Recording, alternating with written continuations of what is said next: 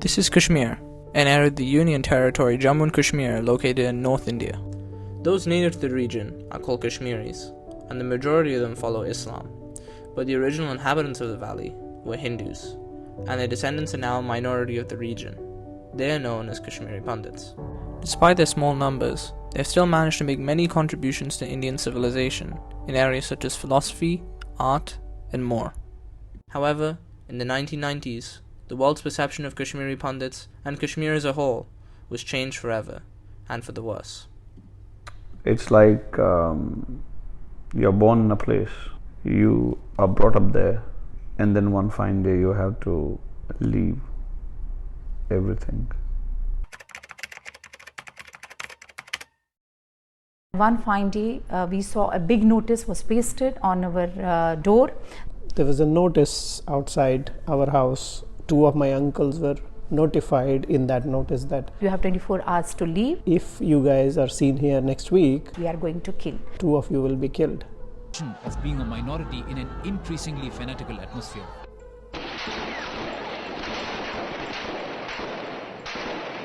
Hysteria in most parts of the valley.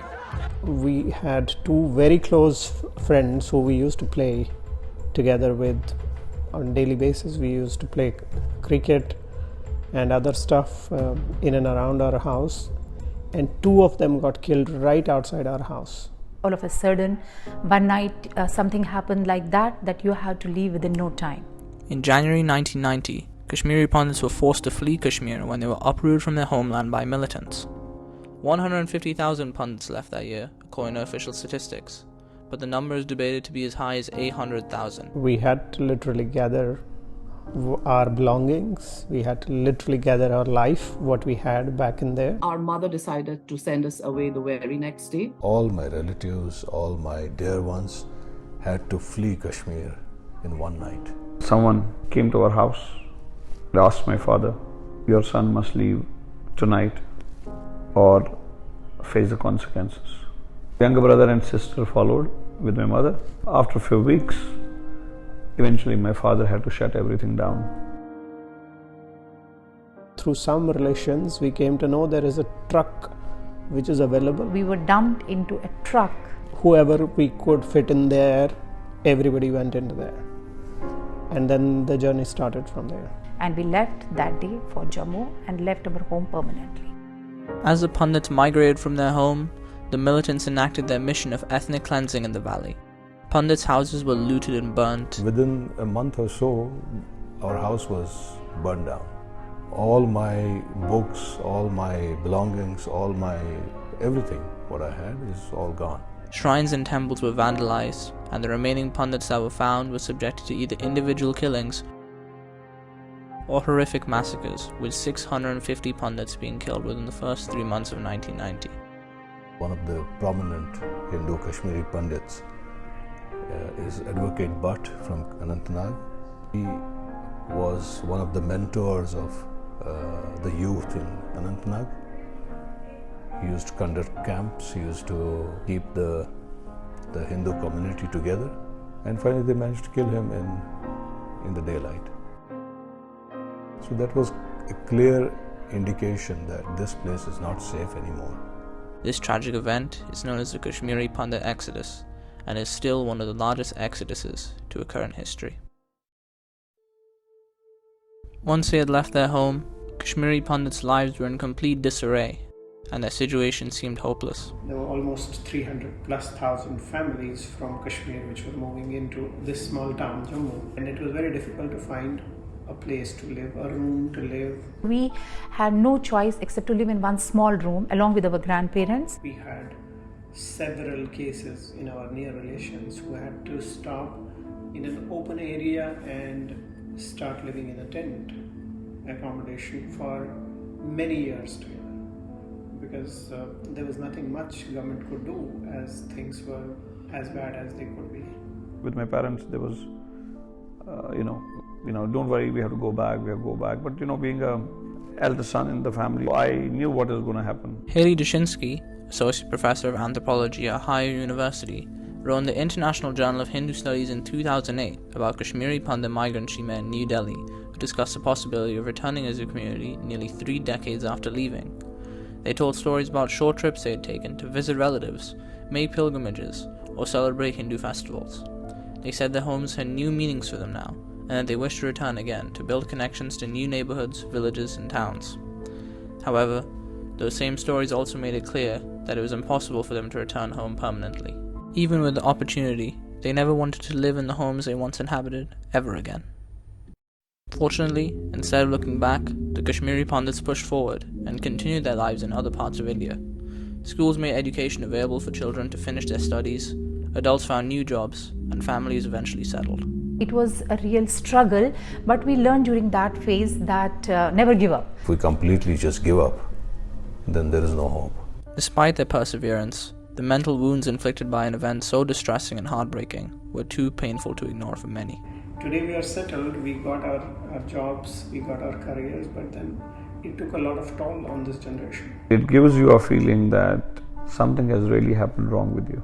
We were split as a family.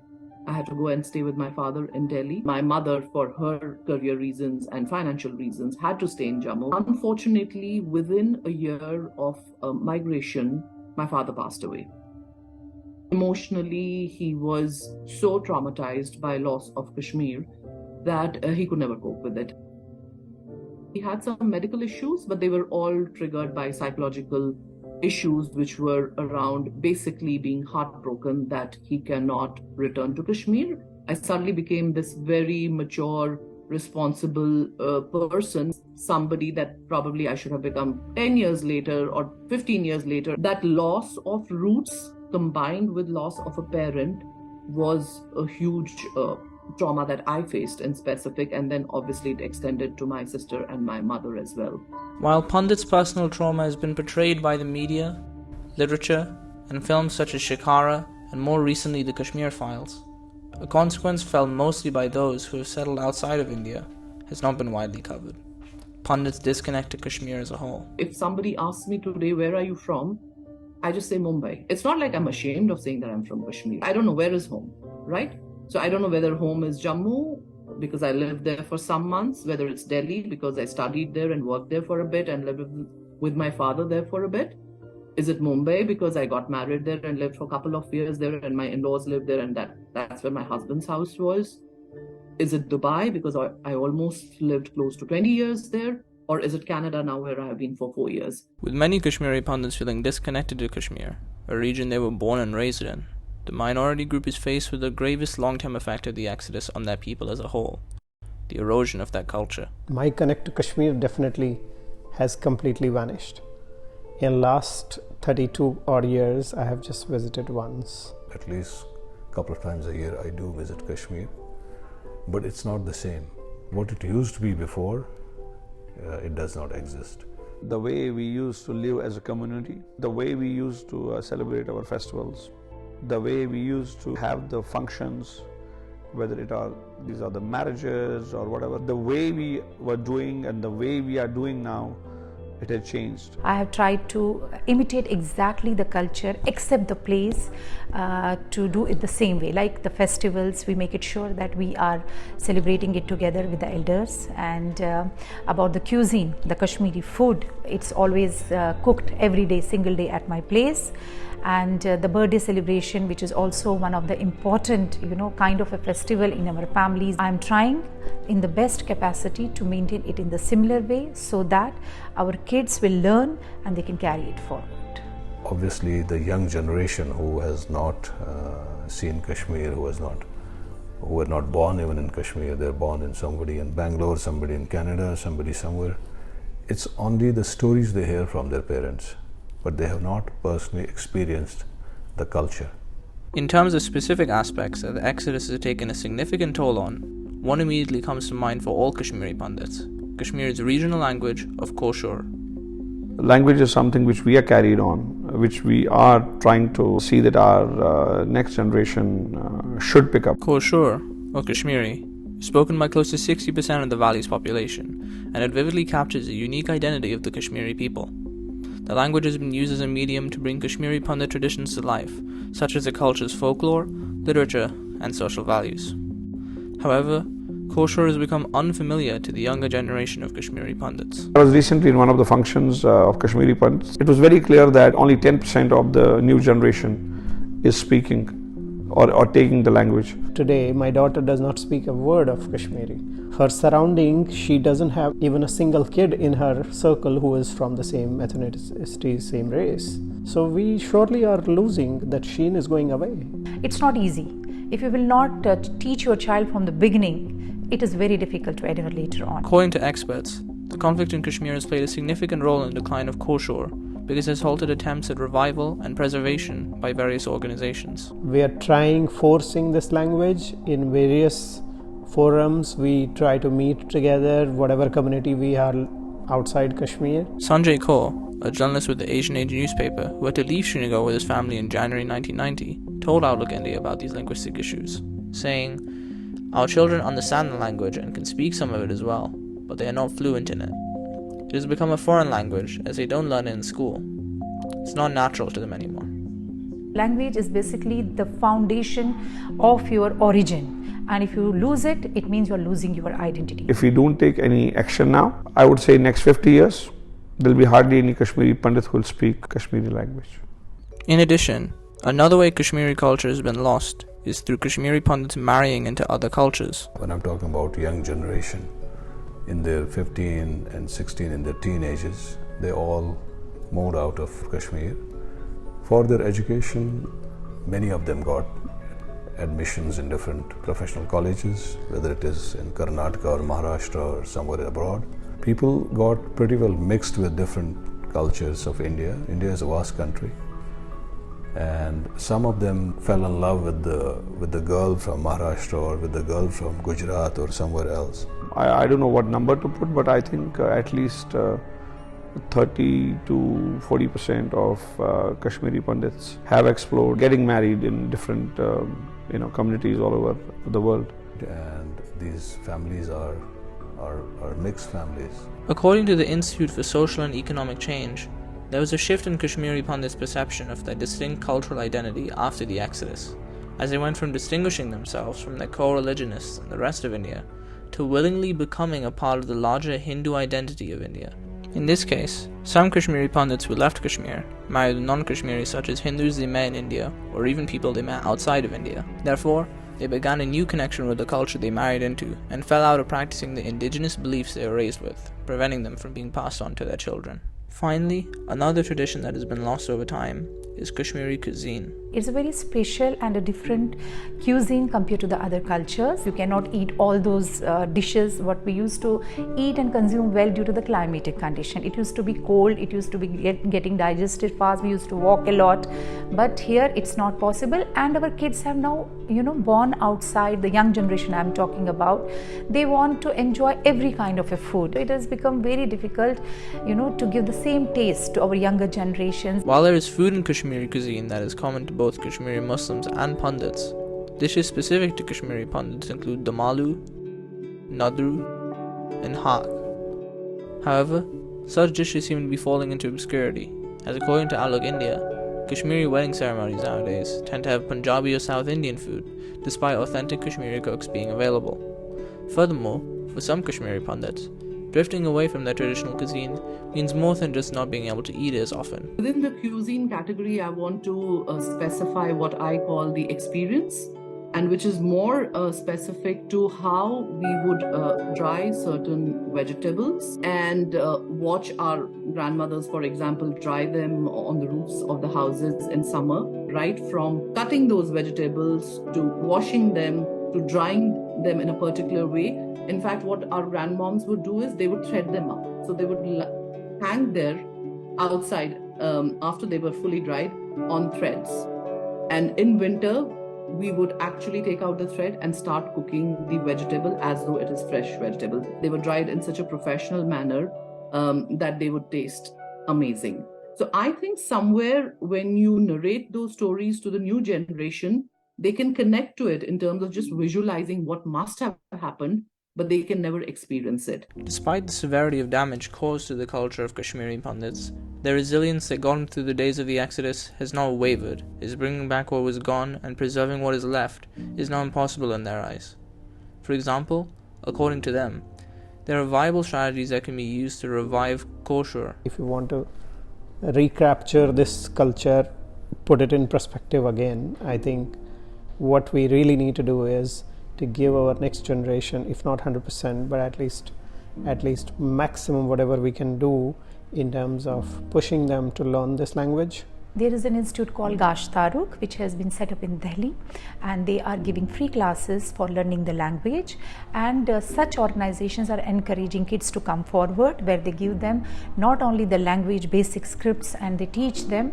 Besides that, they are conducting programs occasionally where the kids are, getting chance to perform and sing in Kashmiri language along with the elders. And they have started online classes, and I'm also one of the part of that online class also.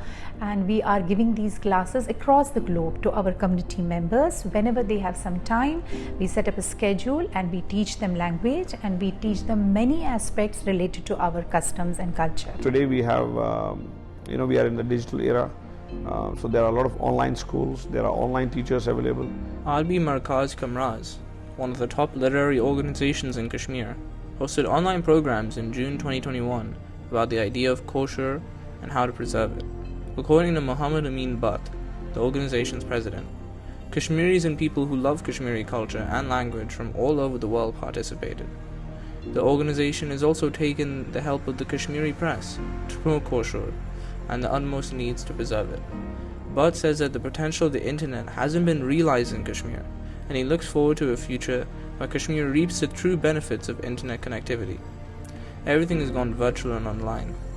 It will benefit our language in the long run by ensuring connectivity between our people, he said. However, there are also other ways that the language can be preserved that don't involve the internet.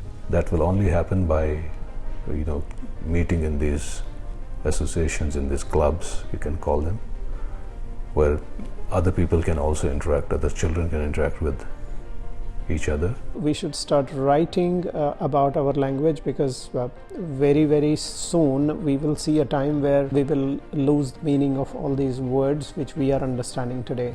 It's going to be a humongous task to manage it for maybe another 20 years down the line.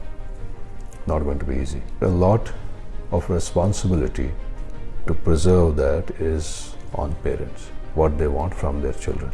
The way we tell our children to pick up the Spanish, the French, the Chinese, the Arabic or whatever, I think we need to insist and tell them that they have to pick up the Kashmiri language.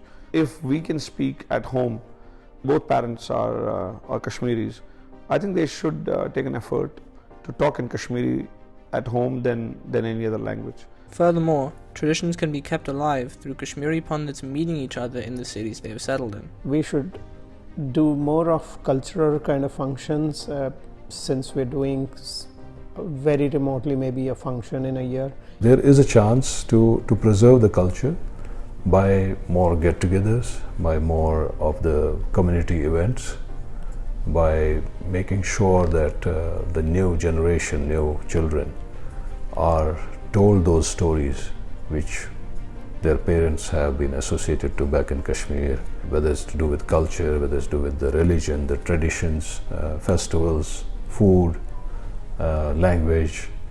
I think that's the only way to keep it preserved and keep it going. Finally, perhaps the best way for the younger generation to learn about their culture is directly from its source. If he has moved over Kashmir, they should actually make sure that one fine day they should go and visit Kashmir. Go to their places of origin, where their forefathers are from, where their parents are from. Show those ruins or those houses if they still exist. Take them to Tulmul, ask them to experience Amarnath Yatra, maybe on their own if they're older, or with family. Take them to Zitya, take them to the pilgrimages, temples, take them to places where you were visiting as a child. It could be your school, your college, I'm talking about the parents. And that will create a good impact on the new generation, because everybody is curious to know their origin. It would give them some first-hand experience of actually understanding how their parents lived there, which school did they go to, which temples did they visit, what kind of experiences did their parents have, to at least have that connect, not just in their imagination and visualization, but actually seeing it with their own eyes. I think that is one way of keeping some part of the culture alive, because the language spoken, the way the locals speak, the accent, the whole sound of that, I think would be a first-hand experience for them to at least understand what their parents are trying to communicate to them in terms of culture, language, the feel of the place. I come from a Kashmiri Pandit family myself. While I am fortunate enough to still be in touch with the Kashmiri culture, even I am affected by what has been lost from it. Like many others, I'm not fully familiar with the language or the traditions of my family, and looking into the subject made me realize the consequences of the younger generation that I am a part of not getting ourselves out of that position. So I will try to learn more about the culture of my forefathers, and I encourage other Kashmiri Pandits to do so too, so that it can be revived. Due to the intermixing with Indian traditions, Kashmiri culture may not be the same as before, but I believe, with our best efforts, it can be kept alive.